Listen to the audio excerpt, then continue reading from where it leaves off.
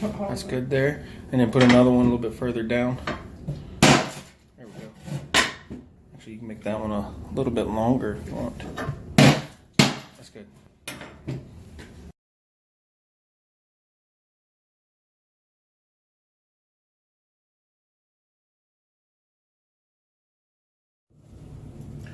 Hi everybody, it's me again, Tommy Can Fix It. This is my friend. Matt can break it. He's busted a couple holes in this wall over here. We're gonna try to fix them. Hi. Anyway, you're mostly looking at him because he's the one that did the damage and he's the one that's gonna fix it. So, on with that. Here are the holes in the wall that he caused. Let's get the camera set up right so we can record him fixing things correctly. There we go. It's a good angle. Now get over there so you can fix it. You broke it. I thought you were Tommy Can Fix It. I am, but you broke it. I'm gonna teach you how to fix it. I'm the break it, you the fix it. Yeah, well, first thing we're gonna do is we're gonna use just a generic patch. Famous. So, first one we're gonna use is a patch. That's gonna patch the top hole. And for the bottom hole, he's going to cut from stud to stud in the wall. And then we're going to get another piece of drywall. We're going to screw it in. And then we're going to use tape. And this mud right here, it's pink because it goes on pink and it dries white. So you know when to sand it and paint it. And he's going to use that to go over top of both of them. So take your patch out. You can see how it works. Now, yep. That's what it looks like. You literally peel the sticker off the back, and then got it. Looks like that. You have two options. If you want to keep the metal on there, you can. We're not going to. We can. It doesn't matter. It adds extra thickness to the wall. Stick that on right over the hole. Keep it flush. Put your tape over it. It's brand new already. Yeah. Tape over it, kind of even. And then you're going to take one of your putty knives, show all three of those up. These are just plastic putty tools. You can show all three together. Not a big deal. See? Depending on what size you need, depending on what you're working with, too. You probably need the smaller two. For this, you got to be able to get your putty out of here with it. And like I said, it goes on pink, and then as it dries, it turns white. So scoop it on and literally spread it over. Spread it on there. Coat the whole thing. Pretty good. Thick enough to cover the patch itself, but thin enough that you don't have to sand it for 100 hours after. So pretty much thick enough to cover so you don't see the texture anymore. See, and Matt can break it, likes to break things. So he's learning how to fix things that he breaks. So that's what he's gonna do. For at least this video and maybe a few others. We'll see. Depends on how well he follows directions. Talk to my agent. Yeah.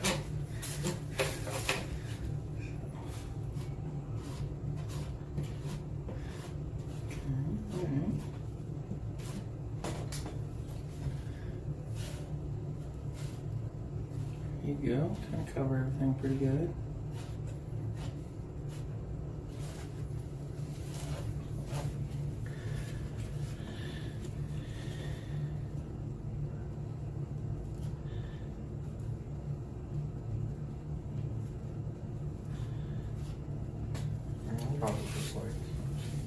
Just slap it on there and get it covered for now because you're going to smooth it out with the other one later.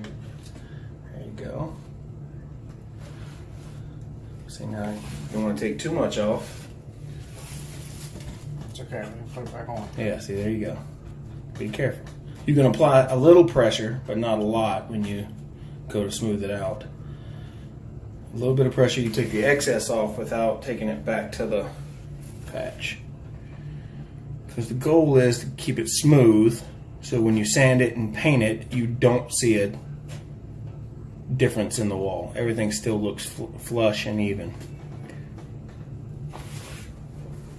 How's that? Looks better, but you still got parts of the patch you got to cover.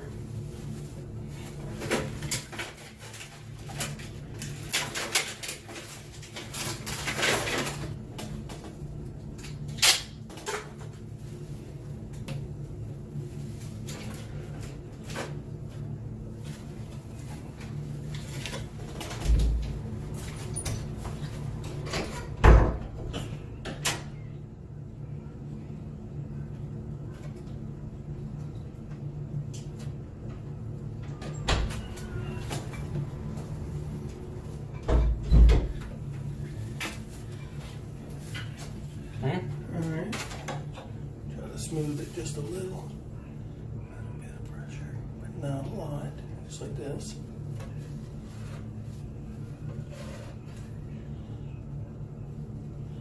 Because we are going to come back and sand it once it's dry, make it even. There we go. Now we got some putty for the next one, and what we're going to do there is we're actually going to cut that one from stud to stud and cut it out. Take the screws out if we have to, and then we'll put new screws in, new piece of drywall, and then we'll take the tape, and I'll show you how to use that and how to putty that in. There are two tools used for cutting, this one and this one. If you want to show the camera those, show them the tools for cutting drywall. There's a regular razor knife, usually is good, and then there's a drywall saw. Both of those, we will show you both how to use them. Matt at least knows how to use those. So start cutting out, try to keep everything between those two screws. Yep, that one and that one. Well, first we gotta score it. Need a pencil? You got a pencil? Need a chalk line. I got one. Okay. Need a chalk line. Yeah. You sure? Oh man. We want this line to be even. Well, yeah, we do want it to be even. But are you sure you can't use it on We need a everything? chalk line. We You need need a tape measure. Yeah. Use the tape measure until I find it. Always be prepared, people. Always be prepared. Here, use the carpenter square for a few minutes. Speed square. Till I find everything we need. Do you need a level? I got a big level. That'll help you. That's actually This has a level on it. well, good. Make sure it's level. Sure. What I'm saying, I've got like a big 3 foot, 2 foot, 3 foot level floating around here. Right here. Here. You want to use this one? Will this help you better? It's all crazy. Yeah. Keep it straight, people. That's the goal. And you know how to use a level. You know how to use a level now because we did a video on how a level works. Where do I need to draw my line? Straight across the top. Make sure it's level. Right there. Okay. Is that level? Well, if you quit moving it. Alright. Now draw a line across the top of that.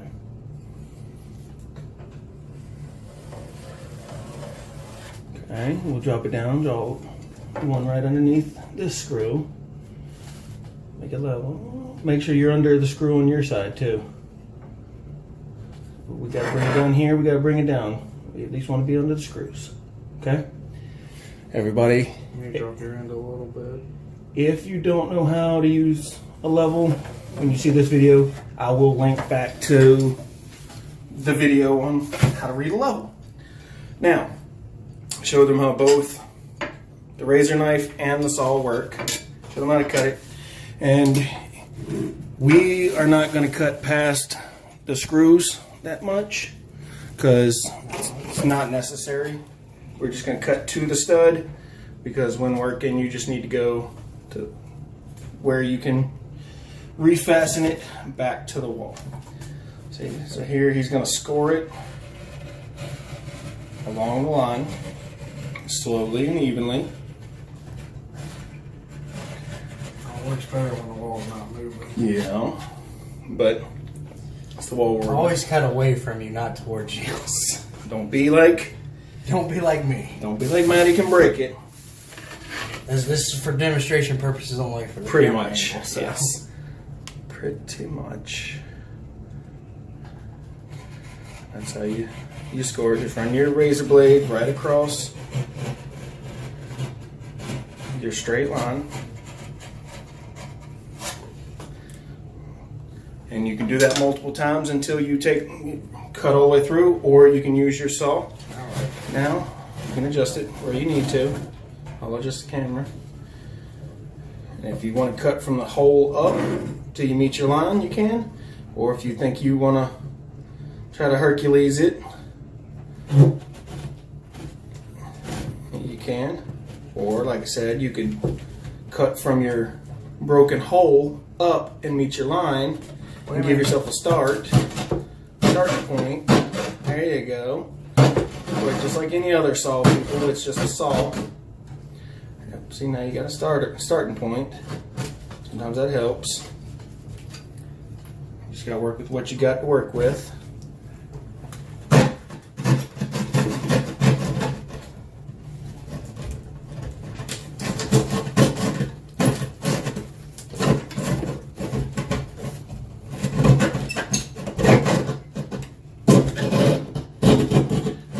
Along your scored line, trying to keep it as even as possible. Oh, and the dog's barking. Probably yelling at a squirrel or a cat in the yard.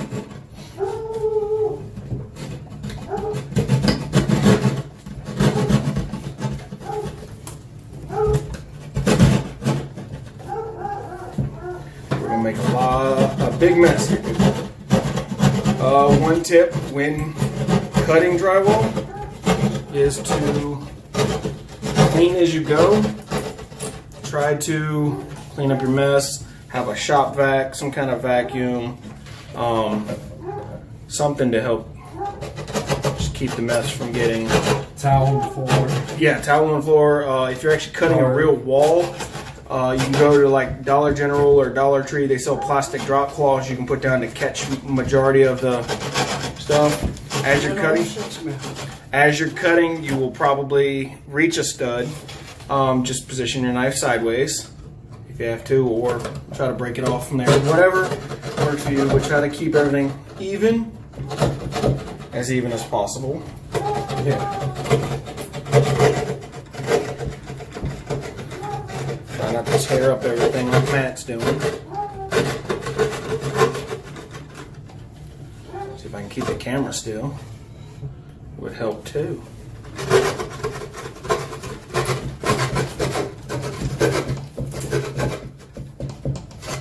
Stud. Okay. Now what do you do when you get to a stud? Go down. You can go down, or you can use a razor knife and just kind of cut that little bit, because you want to get just past the screw, because we're going to have to put new screws in when we try not to tear up your wall too bad, but we are going to paint everything when we're done. So you'll see everything from start to finish, how everything's going to look.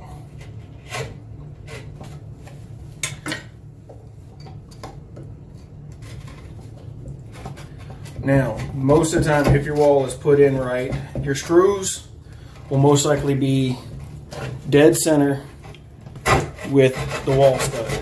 So if you cut just past the other side of your stud in the wall, which is just a 2x4, all you need to do is go past it so you can screw it back in.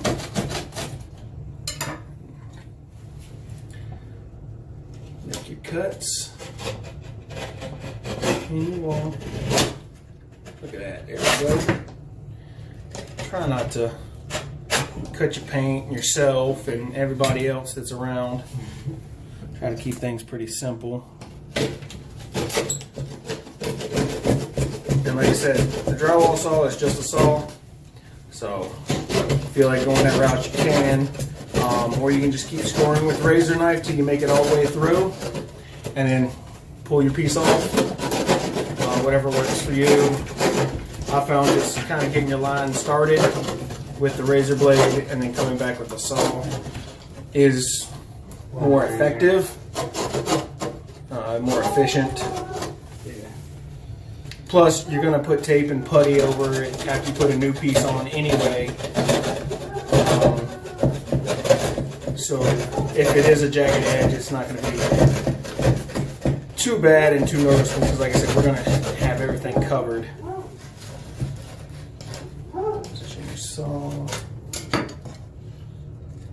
Do you want to use your ready square and speedy square and kind of draw your line just past those screws? And people, that works like a level and a ruler in one. It just kind of keeps things square and on a straight line. You know how to use both of those from previous videos.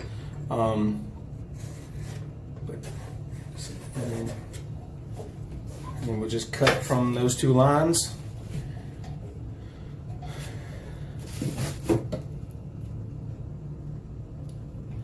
And if you can see the edges around your patch where it was thinner, it's already turning white, which is what that is supposed to do. As it dries, it turns white. Once it reaches pure white on the whole area, then it's good to sand it and see if you have to apply any more.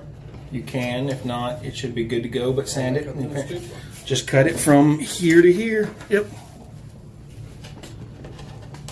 And that you can probably just do with the razor knife all the way through. Be careful.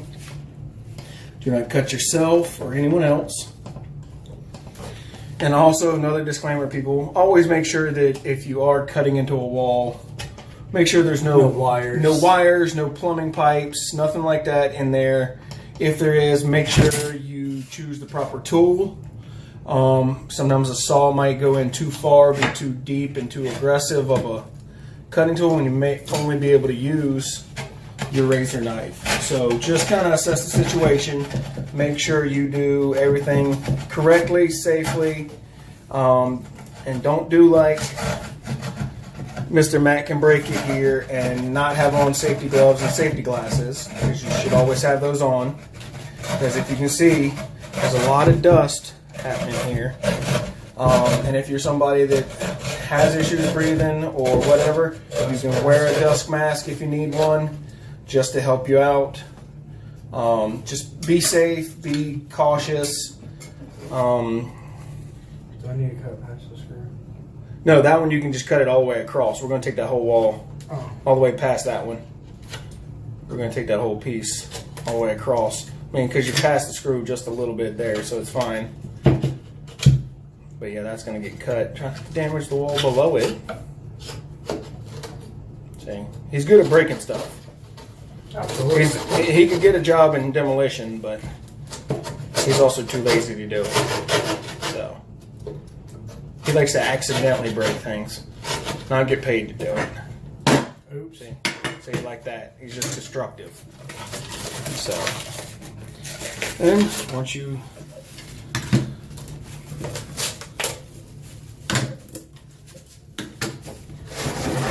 see, and we have a Captain America potato head hidden in the wall. Hey, look at that. That could have happened from anything. Could have been during wall construction. Somebody put stuff in there. A lot of times in houses you will find random trash in the walls from the construction company that builds it, whatever. Clean up around your screws there so that we can work with them and take them out.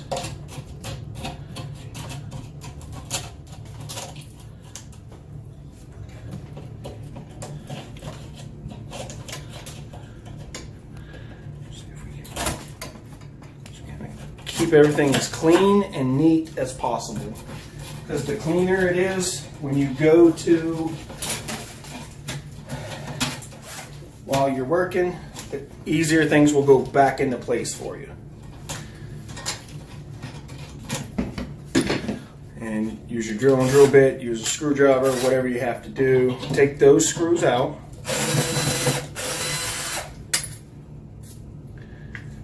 Don't lose them. Don't lose them. And if you're not sure what you need to put a new piece in, remember one of my first videos was on carpentry screws. Drywall screws are part of that. It will teach you how to identify that. If you're able to salvage the old ones you take out, reuse them. If not, you can buy new ones. You can get a pretty cheap pack of them at like hardware store or Home Depot. Clean up your areas where your screws were. Make everything flush with your, use a razor knife if you got to, or whatever, but keep an even square hole, rectangle, whatever you want to call it, but keep everything flush and square. And then you can use a tape measure, you can use a big ruler. If your level has a ruler on it, use that. Measure your hole length and height of it so you can cut a new piece to go in there. Measure it so you know what dimensions you have. Measure the length and the height of the hole itself. So, how long is the whole thing to the end? About 18 inches. About 18 inches. Okay. How deep is it? Or how tall is it?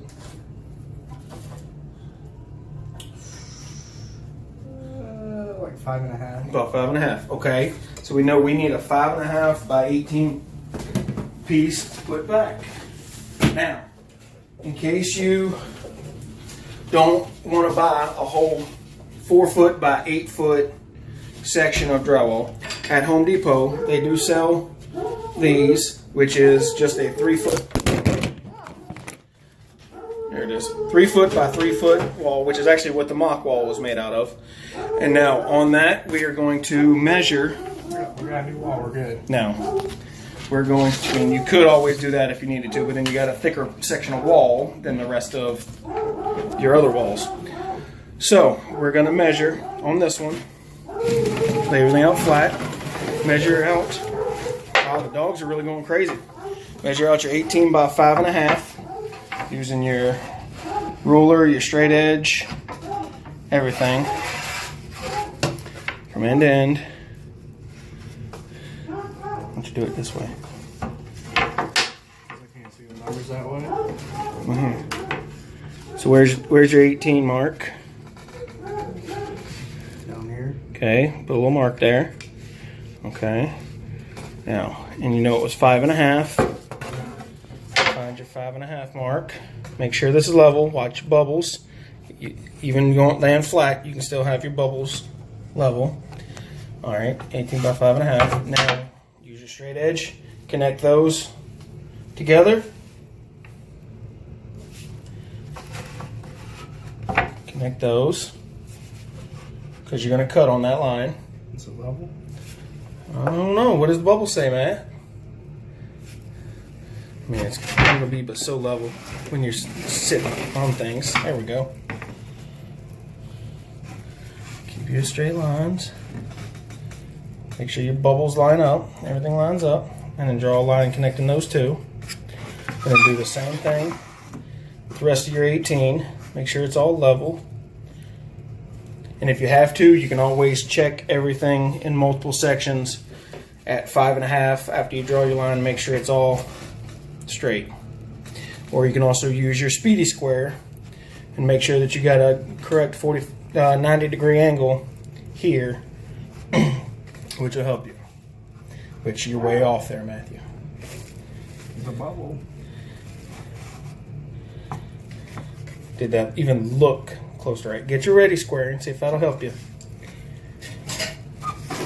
Make a 90-degree mark here. Does that look like that might be good? Make a little small mark there. Hold on. Now, check this. See where your 5.5 is going this way.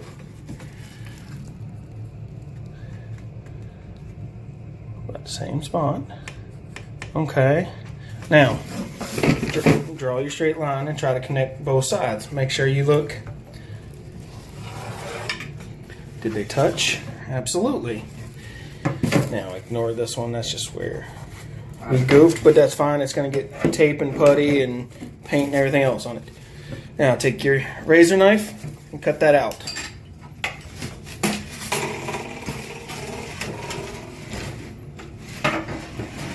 And try to keep it as even as you can, as clean of a cut as you can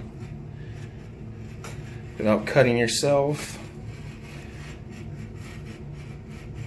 Like I said, always try to wear safety gloves if possible when working with razor knives. Brand new ones are very, very sharp.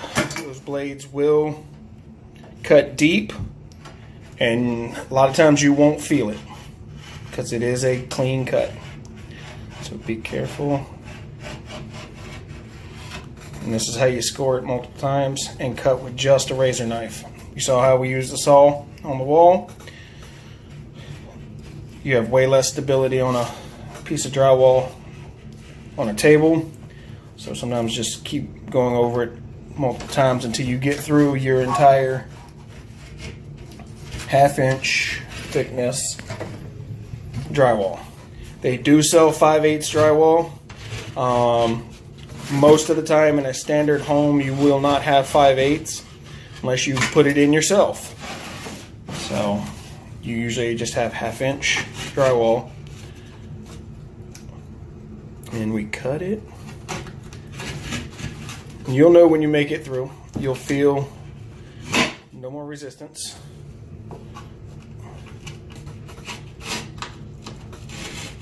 Cut.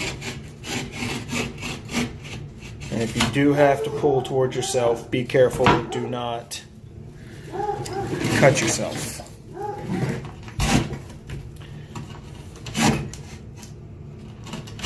Okay. These haven't. It's a little bit easier for him to cut through. He's probably most of the way through. There is on the back side of drywall, there is some brown paper. That is perfectly okay to have there. If you ruin that brown paper on the back, it's not going to hurt anything. That's going to be inside the wall. No one will ever see that. So just make sure you cut. You want to finish? Yep, you got to finish cutting all the way through. Almost. Cut upwards if you got to. Whatever direction will make it easier. There you go. One more. Come on. There you go. And then if you think that your cross lines are deep enough, which he's getting pretty good at it, hold it steady for him. There you go. You're at the end. That's fine. You can actually just score the last little bit from the back side. Just kind of clean up that, like I said, that brown paper on the back will always get damaged, get ripped, whatever. There's the piece we're going to attach to the wall. Make sure it fits in there pretty good. As clean and even as you can. Does it look like it fit? You might have to clean up that corner. See? Make sure all your edges are as clean as possible, that you can put it back together. Might have to just tap it in place. That's that way. Just push it. Put a little effort in it. Tap it on that side. Push it in, whatever. Once you go to screw it in, the screws will hold it. So if you want to take your drill, which is over here, take your screws. If you choose new screws, you can. If not, whatever. But start on that side. Put one screw in the center. Hold everything as best you can. No, I meant center of the stud. Because you want it, probably on that size, you're going to want at least 2 screws. So put your screw in there. Alright. Push it. Alright. Now you got that one in. Now put one in at the bottom down here. I always crisscross them. I find it makes everything hold better, and you have less tension on the new drywall, so you don't split it. If you put it on the top or the bottom on both sides, you end up having the whole thing leaning too much out. This way, at least you got tension on both sides evenly. Well, make sure you know how to actually put a screw in. Hey, I'll break it. I'll fix it. Yeah, well, that's why you're learning today. This video is to help you and all the viewers. So, All the what? viewers, everyone out there, the viewers, all the people out there in YouTube land. And then another one there at the top. Clean up your wall. all your trash out. Michael Scar. Do you think that's gonna go in the stud right there? There you go. All right. Here you go. And you do want them to kind of sink in just a little bit into the drywall, as these have. You just don't want them to stick out. The bottom one can go in just a hair more.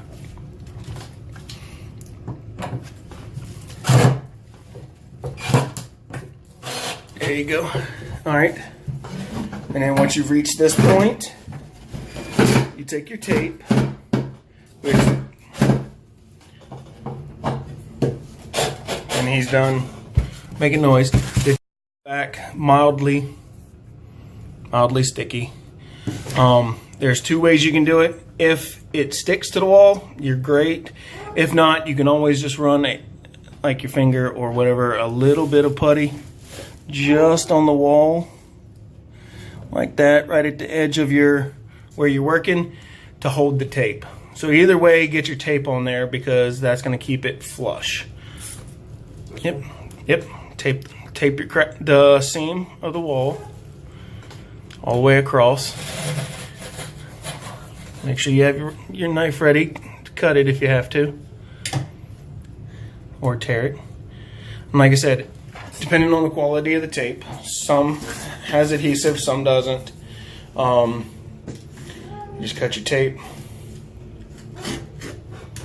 raise a knife, and attach it to the wall. Make sure you at least cover the seam all the way across.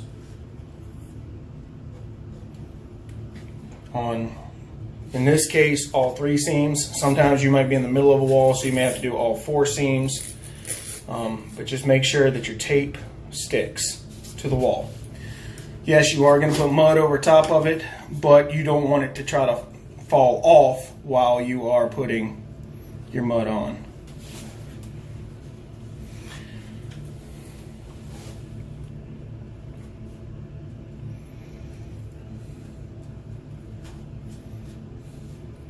And then you'll just do a small piece down. Some people like to actually cover from here to there. Some people just cover the middle of it. Doesn't matter either way, as long as it's covered. As long as it's covered. And now you apply your mud to that as well. Yep. Your putty, your mud, same thing. Your spackle. Spackle's a little bit different. Spackle. That's what it says. It's not. Trust me. It's a completely different thing. It's drywall putty. I don't care what it says. They're liars. But again, they do sell this pink stuff that goes on pink and dries white. As you can see, that one's starting to get white as it dries. They do sell it already white, and you can put it on your, and then just guess it when it's dry. You can touch it, feel it, whatever. Make it work for you. I've just found this works better for novices and beginners. So there's no guessing, no wondering. And when it comes to these two methods, me personally, I prefer to cut a whole piece out from stud to stud. I really do not like the patch that much because over time it can fall off even after it's been puttied and painted and all that. If you live in an area where you're near train tracks, near an airport, whatever, it can vibrate that loose. Whereas at least if you've cut and re-screwed a new piece in, you have less issues later down the road. But that's my preference, and you can do whatever you want with your walls. But like I said, the patch is faster, it is easier. I find the second way more effective. But make sure you get it covered good. Make sure all points of it are covered. And then once we get these covered good, we will actually give them time to dry. And then we'll sand them. and show you what it looks like after everything is sanded, how neat and clean and even it up all is.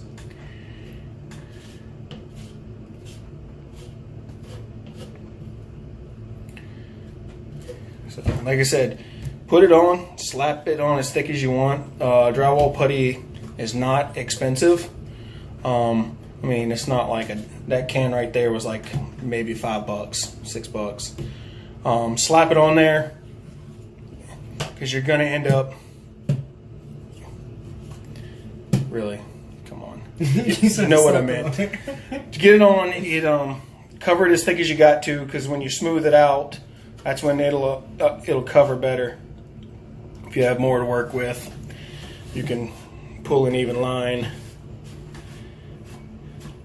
But once you get everything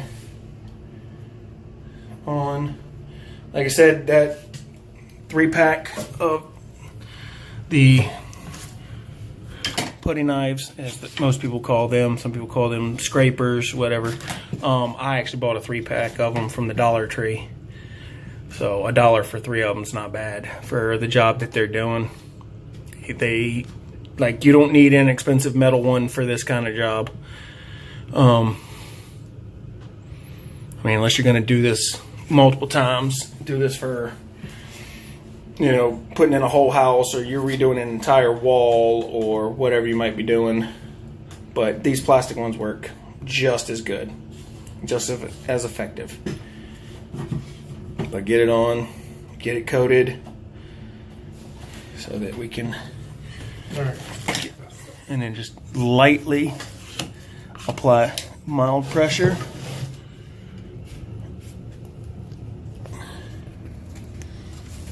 Mild pressure, so that you can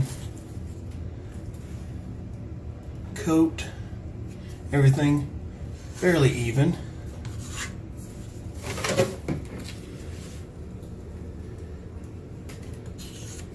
Like I said, everything's gonna get sanded, painted. You might have to put an extra thin layer on after, but we're gonna definitely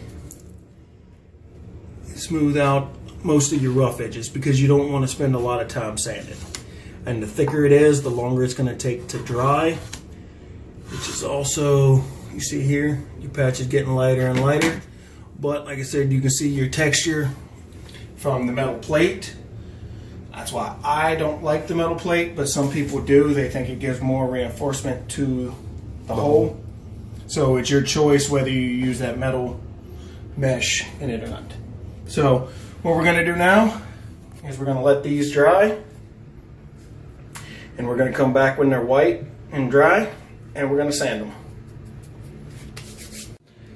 So this is about halfway on dry time. As you can see, the pink is starting to slowly go away. Like I said, the thicker you go, the longer it is going to take, but it is drying, and as you can see, it is drying white. Yep, so that's how that goes. There will be more to come right after this. All right, and we're back, and it's all dry. Both of them, the patch and the actual replaced piece. So now Matt is going to sand it with a sanding block, which it's just a sponge with sandpaper glued to it. You can buy those at the Dollar Tree, hardware store, Lowe's, Home Depot. They're pretty cheap. They're soft, squishy, and they're not super abrasive that it's going to sand through the wall or anything like that. I would not recommend using like a power sander, because you'll end up sanding too much off and then you'll have to reapply. You just need this to sand off all the rough edges and make it feel smooth. So let's go ahead, start sanding.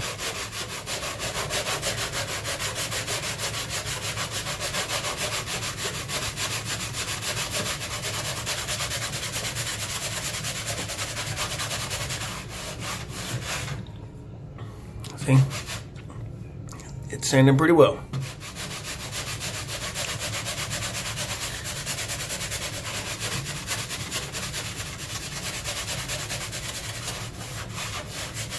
And just getting the rough edges off, all the rough spots. So when you go to paint it, you're not seeing hopefully you don't tear your wall down while doing it. But basically the goal is to paint it and not see your patch or your fixed area and make it look like a uniform wall. Now obviously we're not going to paint this one because this is a demo wall and we're going to probably use it in other videos later. So we'll probably tear it up and rip it down, and it'll probably get rebuilt numerous times from here on out. But this is pretty much how you patch a wall. And then, like I said, once everything's smooth to the smoothness that you prefer. Uh-oh, we got a little bit of pink. Uh-oh. Might have still been a little wet, but everything's dry enough to sand. Once it gets to the point where you're happy with it, paint it and go.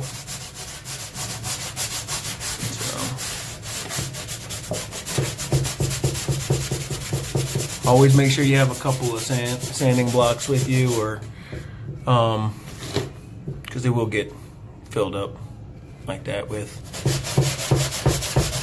putty dust and drywall dust and all kinds of stuff in them to cake them up, and they won't be any good anymore.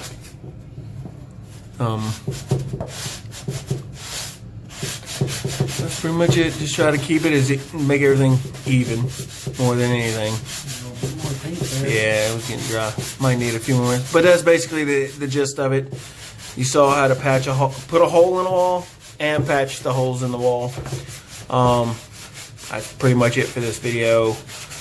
There may be a couple pictures at the end just showing you the finished product, just so this video is not like 3 hours long. But yeah, that's it. I'm gonna let him finish sanding, and make sure you subscribe, like it if you like Matt and you want to see Matt come back, or if you want to see, if you want to see him break more stuff for us to fix. Click that like button, subscribe, so we know that you want more videos. Click that bell icon so you can get notified every time I upload a new video. And I'll leave links to all my other social media accounts and my website and everything in the description box below. So you're welcome to follow me on all those. And if Matt has any social medias, we'll link his too. I don't think he does. Not yet. Not yet. He's got the chest snap, yo. Yeah, that's about all he's got. I might link that. But other than that, this is pretty much it. We're at that point now. It's just sanding it and getting everything cleaned up. Clean up your mess as you go, people. Don't wait till the end. Clean as you go. It's a big mess. Which is, yeah. But you're always going to have those kinds of messes. So it's just sanding and making it smooth. Which it's actually getting there. It's not bad. But that's it. That's pretty much the end of this video. Like I said, I'll probably add a couple pictures at the end, or even a small little clip once it's completely sanded and smooth. But you get the point from here. I mean, it's not rocket science at this point. The hard part's done. Sanding's the easy part.